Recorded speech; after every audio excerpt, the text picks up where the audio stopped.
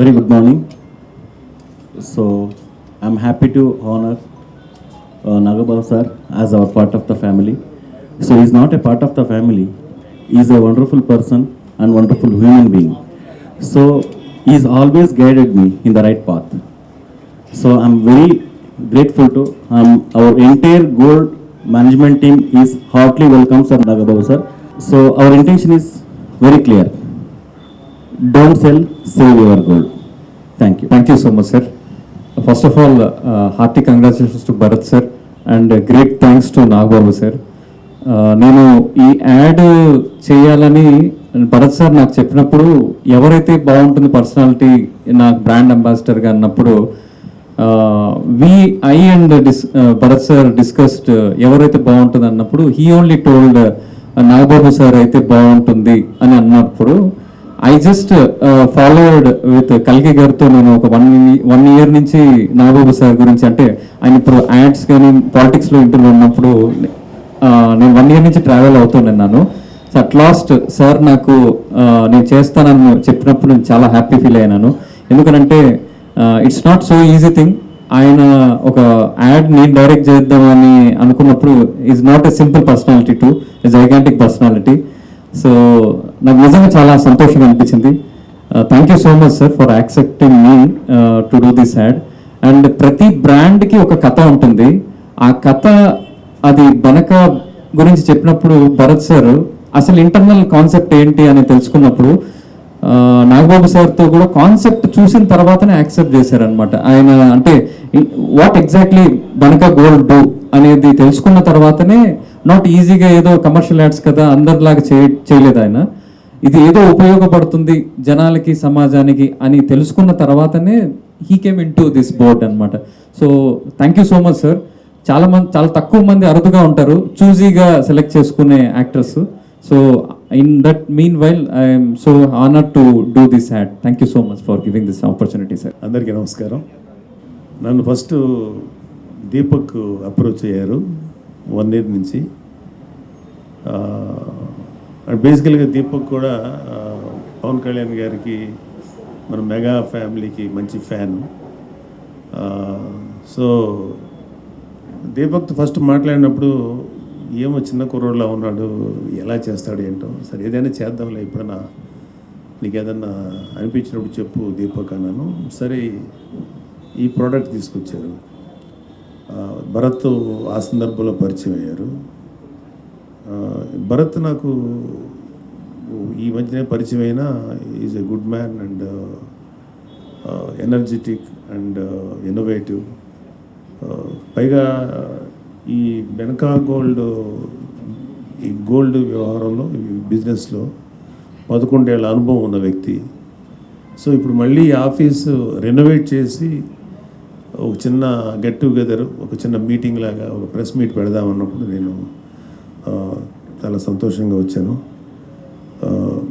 Is very good young entrepreneur. ఈయన అంటే యూజువల్గా ప్రతి మధ్యతరగతి కుటుంబాల్లోనూ గోల్డ్ అనేది చాలా వాల్యుబుల్ థింగ్ అనమాట. అంటే ఇమ్మీడియట్గా గోల్డ్ ఏదో ఒకటి రూపంలో ఉంటే, అంటే even poorest of the poor కూడా ఎంతో ఒక చిన్న కాసు బంగారం అన్న దాచుకుంటారు. ఎందుకంటే అది ఎమర్జెన్సీలో అది ఒక వాళ్ళకి ఏదైనా అవసరానికి ఆదుకుంటానికి బ్యాంకులు లేకపోతే ఇంకెక్కడ ఫిక్స్డ్ డిపాజిట్లు చేసేంత డబ్బు ఉండదు. సో మన ఇండియన్ కల్చర్లోనే బంగారం అనేది ఒక part of the culture. So plus both అది కమర్షియల్, అంటే వాళ్ళకి ఆర్థికంగా కూడా ఆదుకోవటానికి ఆ బంగారం తాలూకు వాల్యూ ఉన్నది. సో బంగారం కొంచెం ఉన్నప్పుడు పిల్లలు పెళ్ళిళ్ళు చేయాలన్నా తాకట్లో పెట్టడం, తాకట్లో పెట్టిన తర్వాత ఒక్కొక్కసారి విడిపించుకోలేని పరిస్థితులు వస్తాయి. అంటే తనతో మాట్లాడినప్పుడు, అంటే నేను దీనికి ఒక బ్రాండ్ అంబాసిడర్గా చేశానే తప్ప దాని డీటెయిల్ ఏది కొన్ని అయితే భరత్ చెప్పారు ఎలా చేస్తారేంటో, అది నాకు కొన్ని నచ్చినాయి. ఎందుకంటే ఒక్కొక్కసారి విడిపించుకోలేని పరిస్థితిలో, ఇప్పుడు ఒక ఎక్స్ అనే కంపెనీలో గోల్డ్ ఉంది, విడిపించుకోలేరు. వాళ్ళు ఏంటంటే కొంత టైం చూసి దాన్ని సేల్ చేసేస్తారు. పాపం వాళ్ళకి దాని వాల్యూ ప్లస్ దాని వడ్డీ అన్నీ కలిపేసి ఇంకా ఆ పర్టికులర్ ఆర్నమెంట్ అనేది వాళ్ళకి ఉండదు ఇంకా. సో ఇక్కడ భరత్ లాంటి వ్యక్తులు ఇంకా ఇలా చాలా ఆపరేషన్లు ఇది ఒక భాగం అనుకుంటా. వీళ్ళు ఏంటంటే ఆ గోల్డ్ వీళ్ళు తీసుకొని ఎవరైతే గోల్డ్ ఓనర్స్ వాళ్ళకి ఇన్ఫార్మ్ చేసి యూజువల్గా ఏంటంటే ఒకేసారి కట్టలేరు కొంతమంది, దాన్ని ఇక్కడ తను ఇన్స్టాల్మెంట్ బేసిస్లో వాళ్ళకి అవకాశం ఇచ్చి ప్లస్ ఆ పర్టికులర్ డే, ఎందుకంటే ఒక 5 ఏళ్ళ క్రితం 3 ఏళ్ళ క్రితం పెట్టిన గోల్డ్ ఇవాళ వాల్యూ పెరిగింది. మనందరికీ వాళ్ళ గోల్డ్ వాల్యూ అంటే తెలుసు. సో ఆ వాల్యూని కూడా కౌంట్ చేసి ఇన్స్టాల్మెంట్ చేసుకునే అవకాశం ఇచ్చి ఆ గోల్డ్ని తీసుకోవటం అనేది మంచి ఆలోచన, అది నాకు నచ్చింది. సో దానికి సంబంధించినటువంటి ఒక యాడ్ యాక్ట్ చేశాను. కాకపోతే దీన్ని ఎవరు నేను యాక్ట్ చేసినా భరత్ దాన్ని తాలూకు వెనకాల ఎంత ఉన్నా సరే దాన్ని ఎఫెక్టివ్గా ముందుకు తీసుకురావాలంటే దానికి ఒక క్రియేటివ్ హెడ్ కావాలి, ఒక క్రియేటివ్ పర్సన్ కావాలి. 185 యాడ్స్ చేశారు. అందులో నాకు అంటే అతని క్రియేటివిటీ ఎలా నచ్చిందంటే ఒక హాస్పిటల్కి సంబంధించిన ఒక యాడ్ అనుకుంటా, ఏ హాస్పిటల్ అది ఎంఎం హాస్పిటల్, దాంట్లో ఒక బొమ్మలు తయారు చేస్తుంటాడు ఒక అతను. ఆ బొమ్మలు తయారు చేస్తున్నప్పుడు లైఫ్లో ఎప్పుడు ఏదైనా జరగచ్చు, మెడిక్లెయిమ్ సంబంధించిందా, మెడిక్లెయిమ్ ఆర్థోపెడిక్స్ సంబంధించి అంటే బోన్స్ వాటికి సంబంధించి.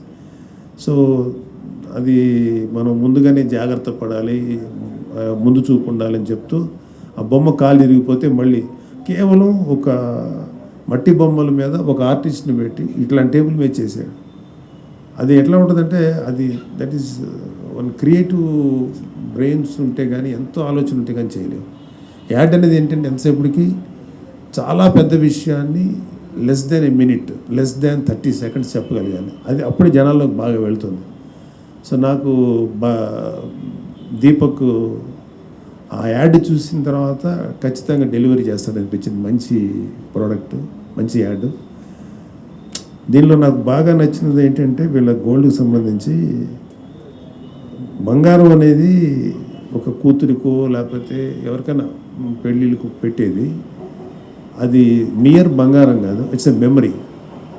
ఆ మెమరీ ఎంత గొప్పగా ఉంటుందంటే అది ఆ పర్టికులర్ ఆర్నమెంట్ వాళ్ళ చేతికి దొరకకుండా ఈ తాకట్లో వెళ్ళిపోయి ఇంక ఎప్పటికి రానప్పుడు వాళ్ళకి ఒక పెయిన్ ఉంటుంది. అలాగే ఒక పిల్లలకి పెళ్ళిళ్ళకి పెడతారు. బంగారం అనేది మీరు పెట్టిన ఒక వస్తువుగా కాకుండా అది ఒక బ్లెస్సింగ్. ఇలాగ చాలా ఎమోషన్స్ చేసుకుంటూ ఈ యాడ్ చేశాడు ఈయన. సో ఖచ్చితంగా భరత్ లాంటి యంగ్స్టర్కి, దీపక్ లాంటి వ్యక్తులకి వీళ్ళ క్రియేటివిటీ, వీళ్ళ కాంబినేషన్ చాలా బాగుంది. ఖచ్చితంగా భరత్ గారు మీ బెనకా గోల్డ్ ఇంకా అభివృద్ధి చెంది బాగా పేరు తెచ్చుకోవాలి. దీని ద్వారా మీ కంపెనీ ద్వారా ఎంతోమంది మధ్యతరగతి వాళ్ళ జ్ఞాపకాలని పోగొట్టకుండా, అంటే పోగొట్టుకునే అవకాశం లేకుండా మీరు ముందుకు వచ్చారు. సో ఆ జ్ఞాపకాలను మీరు కాపాడుతారు. తద్వారా మీరు కూడా మంచిగా ఈ వ్యాపారం ఎదగాలని, అలాగే దీపక్ కూడా మంచి పేరు రావాలని మనస్ఫూర్తిగా కోరుకుంటున్నాను. Thank you very much. All the best.